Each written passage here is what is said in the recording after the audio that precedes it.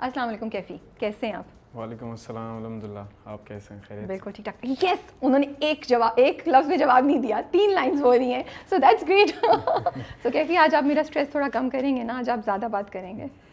जी जी बिल्कुल। सबसे पहले तो शुक्रिया कि आपने मुझे बुलाया यहाँ पे, और अपनी कहानी के बारे में हम आर्टिस्ट कभी कभी चाहते हैं कि हमसे कोई पूछे कि कैसा रहा सफ़र, किस तरह आप यहाँ आए, अच्छा लगता है।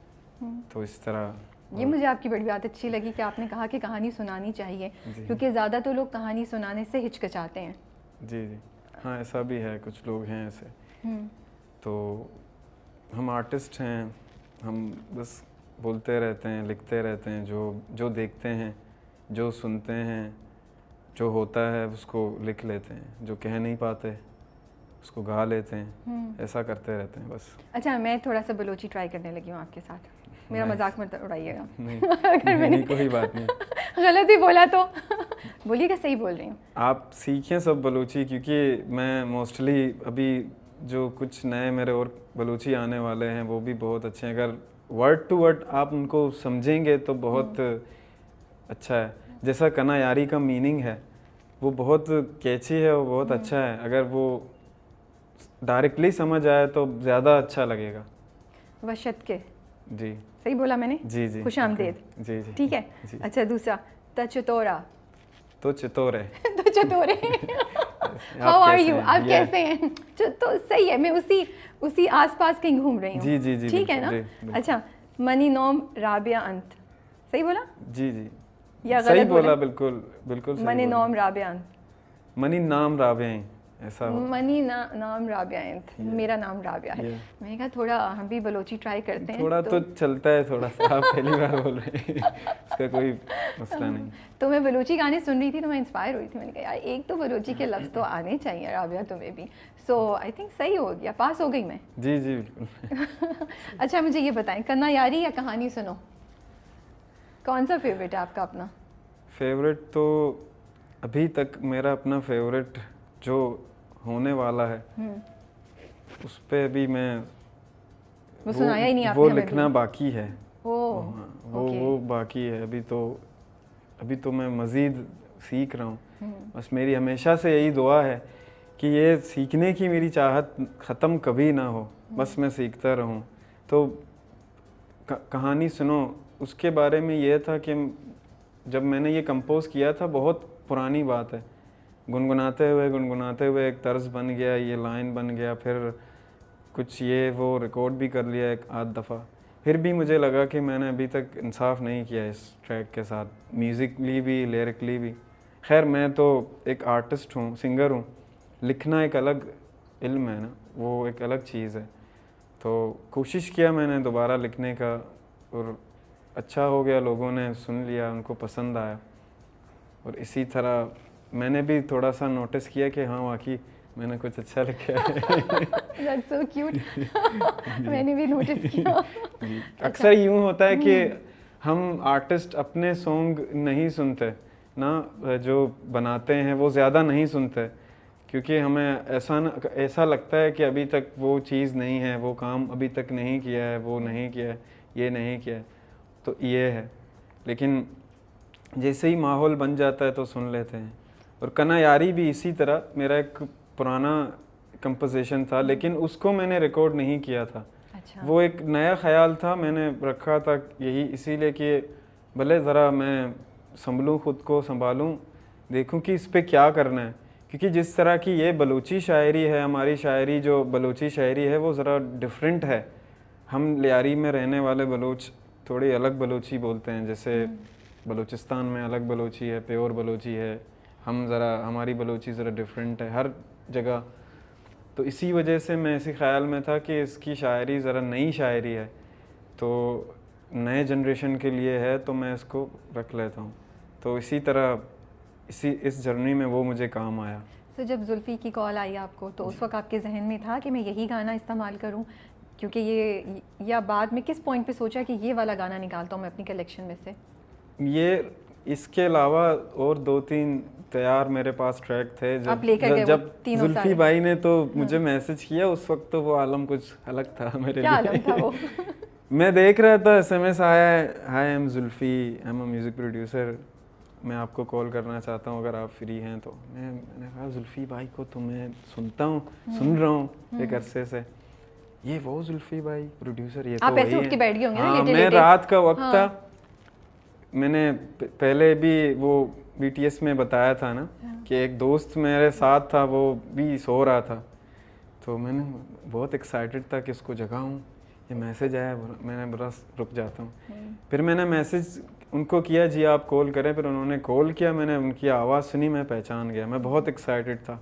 बोला ये वो आपको सुना है, आप अच्छा काम कर रहे हो, ये बहुत अप्रिशिएट किया। और उनसे बात करके ऐसा नहीं मुझे महसूस हुआ कि मैं पहली दफ़ा उनसे बात कर रहा हूँ।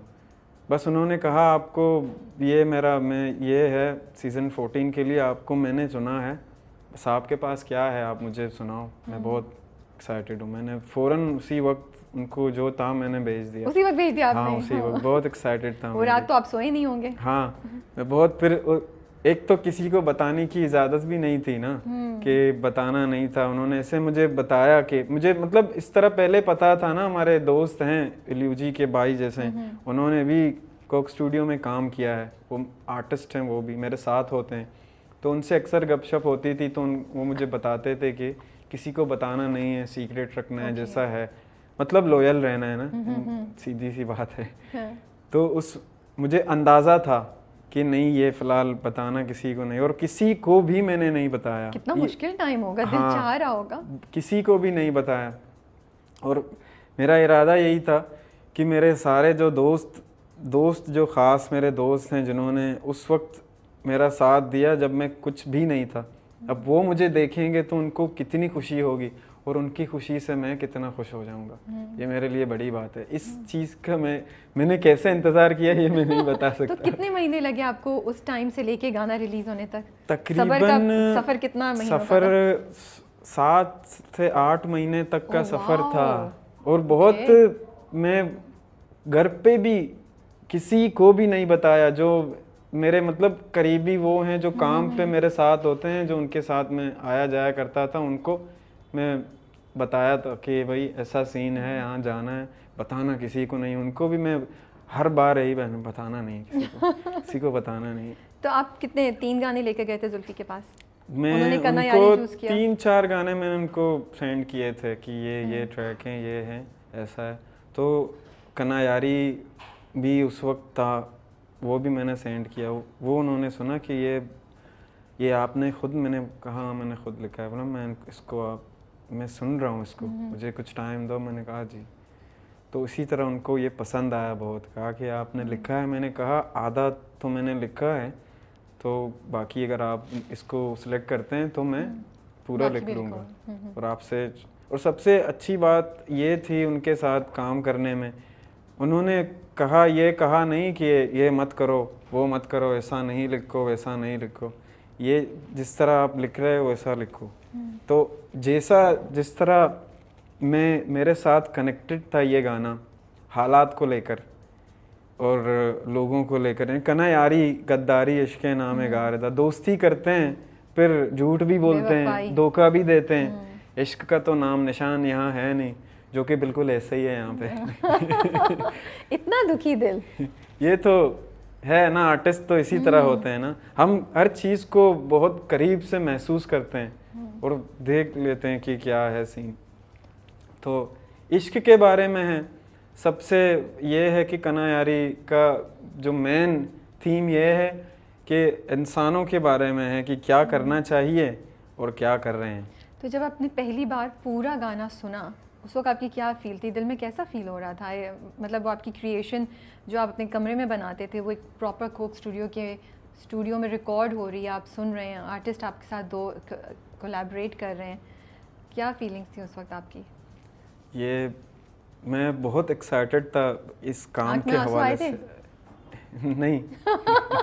फिर क्या दिल टूटा भाई, अगर आंसू ही नहीं आए तो फिर? असल में ऐसा होता है ज़िंदगी में ना, सब चीज़ एक बार हो जाता है। मैं ये समझता हूँ बस इंसान एक ही बार रो देता है। अच्छा। उसके बाद फिर मुझे लगता है मैं कैफी से डीप बातों में नहीं जीत सकती। ये मैंने जितनी बातें इनकी सुनी है ना, ये बड़ी गहरी बातें करते हैं। अच्छा खैर, तो आप बता रहे थे कि वो जब सुना तो आप बहुत खुश थे। हाँ, बहुत खुश था उनके साथ, जुल्फी भाई के साथ काम करने में। और कोक स्टूडियो, मैंने पहले भी इंटरव्यूज़ में बताया था कि मैं कोक स्टूडियो बहुत बहुत ज़्यादा सुनता था। उन सीज़न के रिलीज़ होने का इंतज़ार करता था और इतना एक्साइटेड होता था कि कौन सिंगर हैं, और नया भी होता था, उसके बारे में भी मैं रिसर्च करता था कि ये कहाँ यहाँ कैसे आया है, इस प्लेटफॉर्म में इसका गाना कैसे होगा।